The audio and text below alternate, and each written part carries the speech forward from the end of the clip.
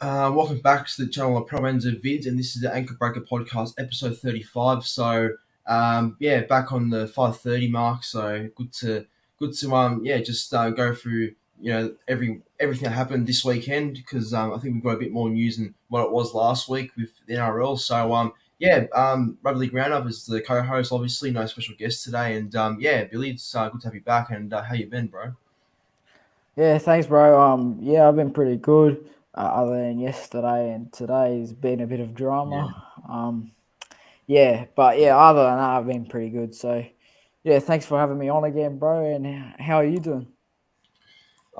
Pretty good. Not too bad. At least Amelia are in the eight now, so got to be pretty happy with that one. And Nice. I was you're not gonna like this, but I was barracking for the Broncos yesterday to win because if they won, we would have gone to the eight because of the bye, and if you lost, and that happened, so that's why I was on the Broncos side. But I don't think you like that one too much. But just before I get into the comments, bro, Fulton Tarek Sims, like, what do you think about Tarek Sims yesterday? Like, does he know after 200 and what something games know how to tackle? You don't go in with your shoulder first of all, and you don't go ever and tackle someone without your arms. What do you think about that? You must have been angry. Yeah. Oh, God. Oh, that's shocking. And you know what the bad thing is, too? Without him, we did quite well. With 12 men, we did quite well. We held ourselves really well. And then Yeah. in the second half, when we kept making meters. We just couldn't attack. We had no direction. So yeah, it's frustrating loss. What do you do? But hopefully we got the Roosters this weekend, and we've beat them in Anzac round. So hopefully we can Yeah. get them in this encounter again.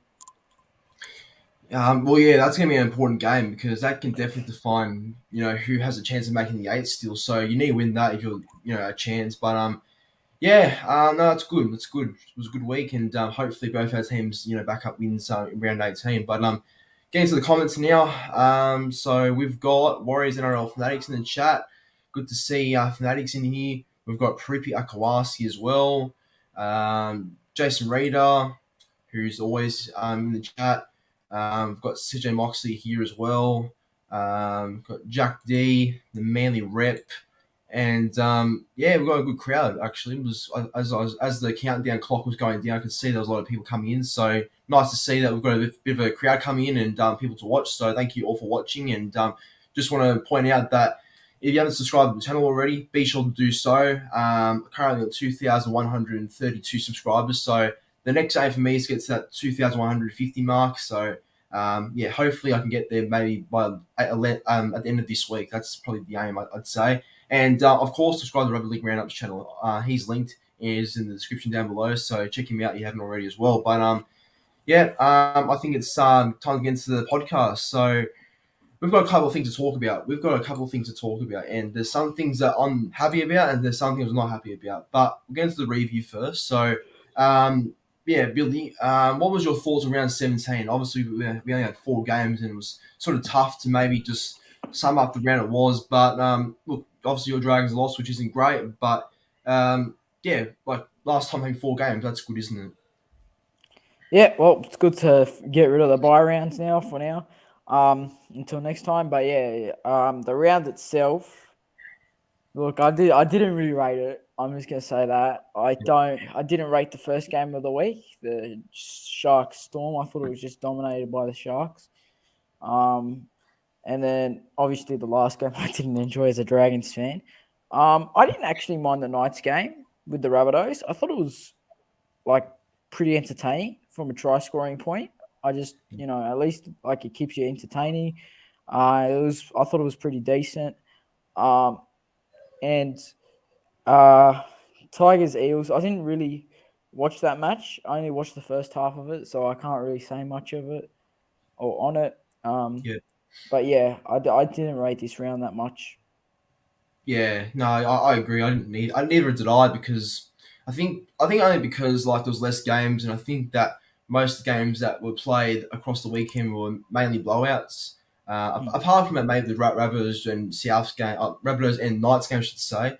That was the only real maybe close one there was, and other than that, I think the other ones were just pretty much one side, to be honest. I mean, I was at Tigers and Eels on Saturday. I was at the game, and that was obviously a close one for a bit, but I knew Parramatta would win the game only because they can play for a full 80 minutes, whereas Tigers can't, play consistently. So, and yeah, that was a fun night too. I actually enjoyed that for this round. But yeah, no, like you said, I don't think this round was rated too highly for me, and hopefully with all 8 games being back for round 18, it's going to be a lot better of a round, I think. So Yeah. I am looking forward to seeing every every game for now. I'm sort of sick of the 4 game. That's the end of it. So thank God. All Yeah. right, and just lastly, just lastly, Rugby League Round Up. With the Tarek Sims thing, how long would you suspend him for? Because I understand they haven't suspended him yet for the late tackles. 1-2 weeks, I think. 1 to 2 weeks. Yeah. Is that all? For Hmm. because apparently, according to the Dragons, the second incident was only a fine. I'm happy with that. Yep. But I think maybe 1-2 weeks, maybe even possibly 3 for that incident that happened for the shoulder charge, and that was to the head as well. So yeah, can't do much about that. Yeah. Yeah, I think the maximum is 3 to 4, in my opinion, because I think that's the sort of tackles we want to try to rub out of the game. But we'll see what the judiciary. Yeah, thanks for that. All right, so the first real topic, I know it's a topic number 2, but this is probably where we sort of dive in deep with most of the topics now. But yeah, so during the week we heard about Reece Walsh signing with the Broncos and Nick Clockstad going to the Warriors. So that's two fullbacks basically, going to new clubs next season. Both have been at the Broncos and Warriors, respectively before, but weren't well known as what they are now at Warriors and Raiders. But mainly about Reece Walsh, you see at the bottom there. It's about what he could bring to the Broncos and if he can bring some success there, because everyone's saying that Walsh is gonna, realize his potential at the Broncos and become the better player that everyone knows he can be. But it just depends on how he fits in and if he can keep consistent. So, and people are saying that the Broncos can win a spine with Walsh, Mann, Reynolds, and the hooker, I don't know, so I put an asterisk there because I don't know if it will be Pakes next year or they'll sign someone else. But yeah, Rugby League Round Up. What do you think Walsh will bring to the Broncos next year? Like, what do you think he'll instantly make a premiership threat, a top 4 threat? Like, what does he bring in terms of that? Well, this year they're already top 4 threat without him. He can bring Yeah. a lot to a side like the Broncos. He can definitely play off the likes of Reynolds and Mam, because Reynolds, with his leadership, and Mam has a lot of spark. So, playing off those two will be really, really good for him. I think he's playing in a better team. I'm sorry to all the Warriors fans. I think he's playing in a much better team than the Warriors are at the moment. I That's also true. think that going back to his home state in Brisbane is going to help do him a world of good, because yeah, I just think he probably has a lot of relationships, a lot of friendships there, and he can also now just look after his child. So yeah, this could be very good for Reece Walsh. But it also brings a lot of doubt onto the players that want to play fullback for the Broncos, because if you look at it, Mm, Cobbo wants to play fullback, Herbie Farnworth wants to play fullback, and then you've got Tamare Martin, who's been fairly good, and even Tessie New, who unfortunately was really damaging yesterday. So there's 4 fullbacks there. So yeah, it's just going to be it's one of those. Definitely, I see one of those players leaving the club in the next couple of years, because Walsh has gone to the Broncos. But I think they're definitely a premiership threat, in my opinion. I think they can win a comp with that spine. Just depends on Hooker. yeah. Oh yeah, the hooker for sure. I agree, and yeah, absolutely. I think they can definitely win a comp with that spine because the potential of Walsh and Mam, they realize it anytime soon. That's gonna be frightening. I can imagine. I can imagine Mam giving a short ball to Walsh at the back and Walsh passing out the Cobbo and it's a try in the corner. I can just imagine that already. But Yeah, look, they're young. We've got to remember that they're still pretty young. Like Walsh is young, only 20 years old, turned 20 actually True. yesterday. And, you know, while he is a player with heaps of potential and has a long future in front of him, we've got to remember that he's only young. He's obviously got a young family. I just want to point out quickly before I give my real thoughts on going to Broncos that the Warriors fans are giving him stick and giving him, sort of crap for leaving the Warriors and sort of just saying that, oh, Walsh, sit out for the rest of the season. Don't play another game with us. You're a can't honor a contract and stuff like that. Well, to them they need to shut up because I think family comes first in any situation. That's what I think anyway, and Sure. it's unfair for Walsh especially because I think because apparently he had a. Well, I'm not going to get into because I think I have a fair idea why he wanted to go back to the Broncos with a family situation, but I'm not going to obviously say that here in public, obviously. But yeah, look, people got to respect his decision and got to move on because he's going to the Broncos next year. Obviously family, and obviously he's used to the Queensland area, unlike Auckland. So in that case, people need to respect that, and that's the decision at the end of the day. But yeah, I think Walsh will definitely bring a lot to the Broncos team. I think he definitely can win a comp there. It's just it's a matter of fact if they get a right hooker because I think the hooker is a very vital position in the field. So if Corey Pake's the hooker, I don't know, but Walsh will be really good for the Broncos. I can see him achieving a lot there, and that's where he'll probably build his career. I agree on that. Fanatics agrees, says 100%. Yeah, I think all the Warriors fans, well, not all of them, but most of them should definitely be a bit more respectful, I should say. Right. On to the next one. So this is one that I looked at it this morning. I was like, okay, it may not be a bad idea, but when I was thinking about it a bit more, I was like, yeah, no, I'm not too keen on this actually. So this is basically about Tim Sheens, who did coach the Tigers to a premiership in 2005, did get sacked in 2012, and has had a long history actually with coaching the Raiders and I think he coached Australia too and the Panthers at one point. And he's done really well as a coach. Like he's really done great. He's achieved a lot. But has the game gone a bit too past for him now? Because I feel like the issue of Tim Sheens is he could be living in the past. Maybe like I don't know if he's up to date with the new rules and etc. Of how the pace of the game is. So yeah, really, Grant, what do you think about this? Like, do you think Sheens is the right man for the job at the Tigers, or would you go in a different direction? I think they're only putting. I think Sheens is only putting his hand up for maybe 1 year. I don't know how long this is going to be for. I don't know what's going behind this. Because a few weeks ago he said no chance. I want to be a coach, and now it's just changed all of a sudden.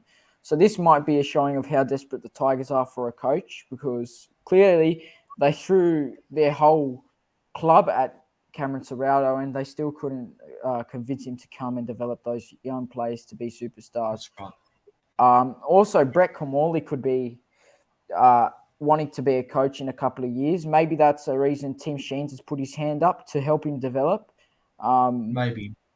Brett Kamali, and maybe that's a reason. Look, it's a good and a bad idea. I don't know. It's been like 10 years now since Sheens has coached in the NRL. The game's changed a heap. There's 6 again rules, the bunkers there. It's fastened up. So yeah, I don't really know what my opinion is on it for now. I'm just gonna go like 50-50. I think it's a good and bad idea. But yeah, look, it could end up being good for the Tigers or bad. We'll just have to wait and see. Yeah, that's Yeah, my opinion yeah. on it.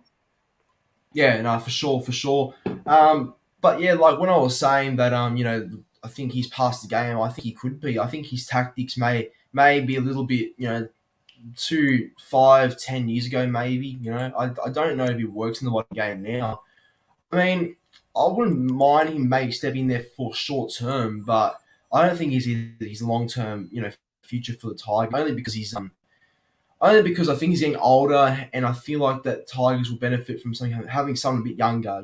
Because I think if they had someone like John Morris there, or you know, just someone like that, I think would definitely be better for the Tigers. And I think Tim Sheens has had his day. He's had his day as a coach. He's been there, done that. But they need to go in a new direction, I think. And I think that John Morris, Flanagan maybe. will do a better job. But I don't know. I don't know. It's interesting with the Tigers because the Tigers have so many issues, and it's gonna be a long time to really achieve something big in the club. I think it's gonna be like a long time. I think Tigers fans need to really they need to really realize that, and Team Sheen's not going to turn that around straight away. So while Tim Sheens is actually kind enough to put his hand up and wants the job, I don't know if he's the right one. I think they need to go in a different direction. They need some new ideas. Let's put it that way. They need some new ideas because I think Madge was out of ideas when he was at the Tigers. I can tell Madge was unmotivated, and the players didn't want to play around him as well. I mean, people are going to have different opinions. Say, Madge is a super coach and Madge can do this and that, but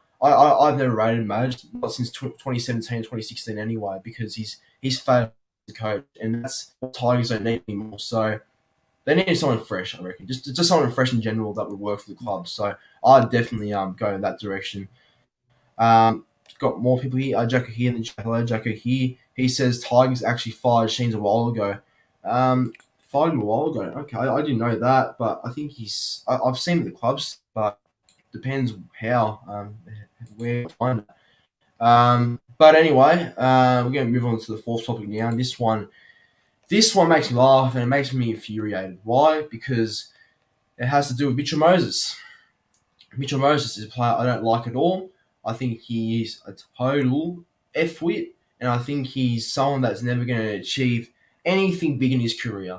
I'm just going to be honest, dead set, plain honest in that one, because I think Moses doesn't have the class as any other halfback, and may do one good thing a game, may do a couple of good things a game, but he doesn't know how to keep his cool. That's the thing. He's not a really resilient person or halfback, and I don't think he has what it takes to lead Parramatta to a premiership. But as we can see right there, it says that the Parramatta Eels are set to re-sign Mitchell Moses on a for life deal worth $5 million, and I can't believe that. I cannot believe that they're doing that because he's been there for 5 years since 2017.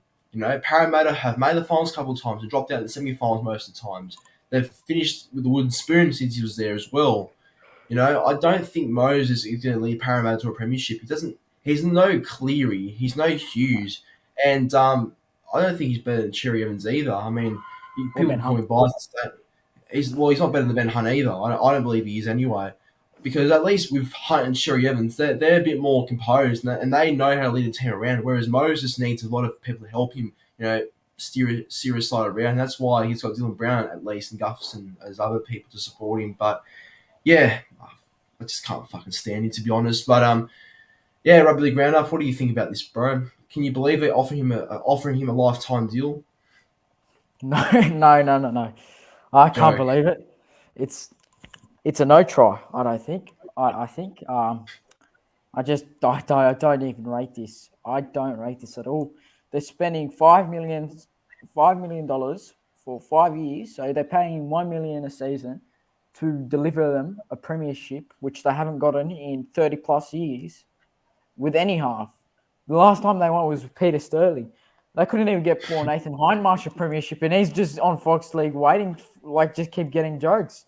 So if they're paying him $1 million per season to win a premiership, it's a big gamble. It is a huge, huge gamble. He's going to need to have the right halves around him, the right dummy half. He needs to have a right fullback, which he's actually got some really good players around him, which is what makes him a better player.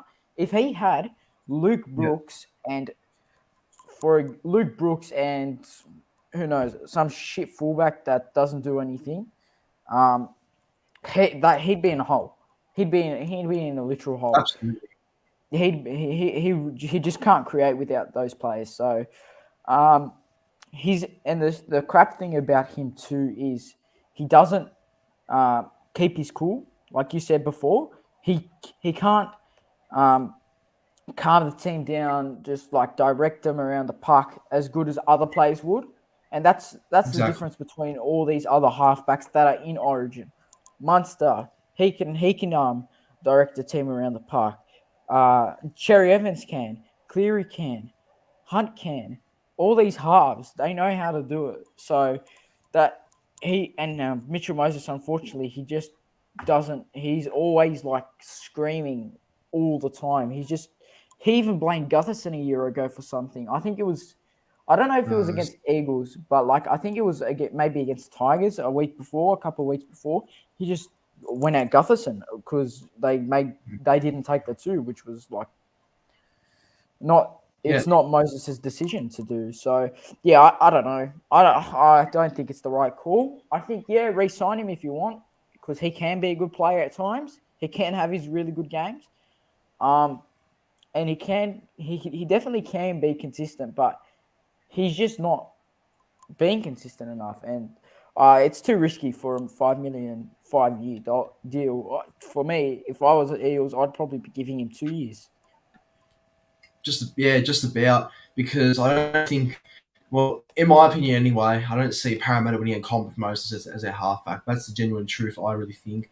And yeah, you're right and you're right when you say that with the when you blame Gutherson, you don't see Hunt, Cherry Evans, or all these other good halfbacks, blame players on the field.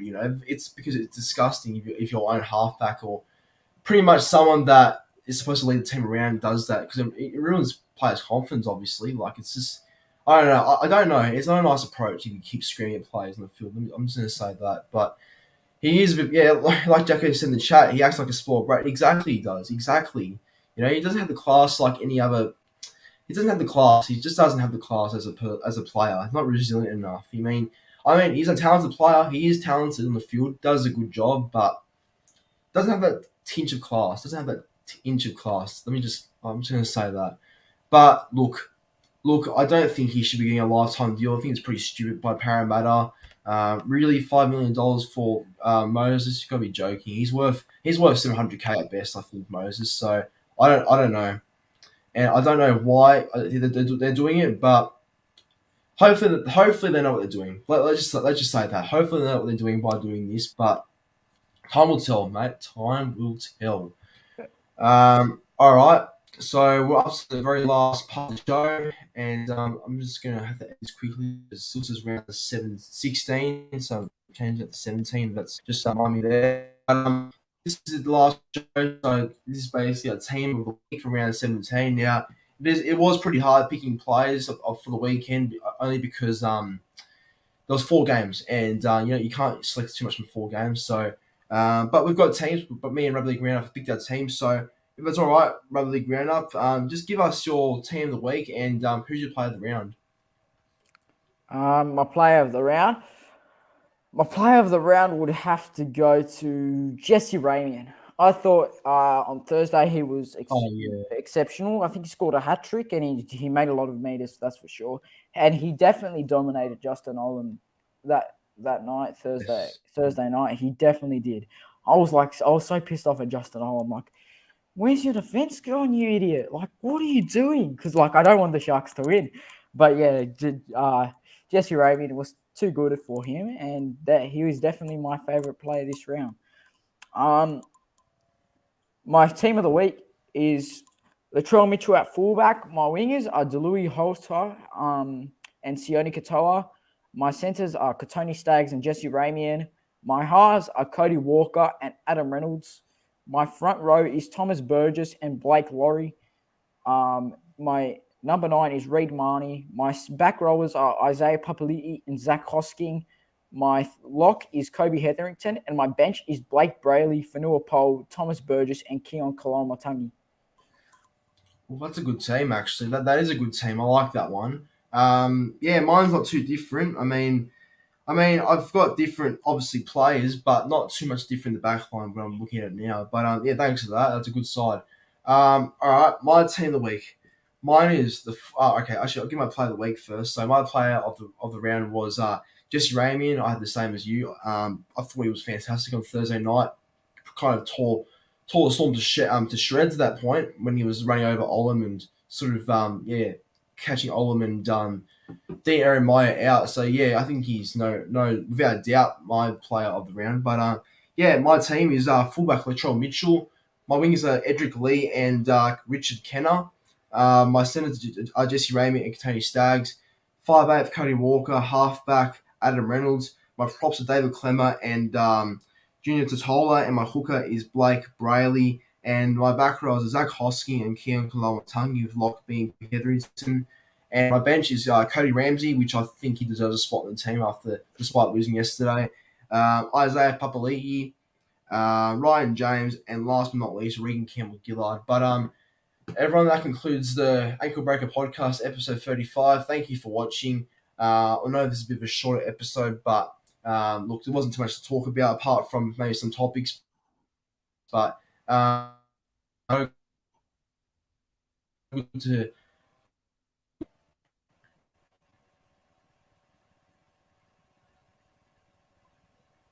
thank you, Rugby League Round Up. Thanks, bro. See you, everyone. Yeah, I think my connection sort of cut out there. I'm sorry if it did, but no, it looks all right now. But anyway, thank you, and I'll catch you on the very next one. So see you next week for episode 30. Thanks, guys.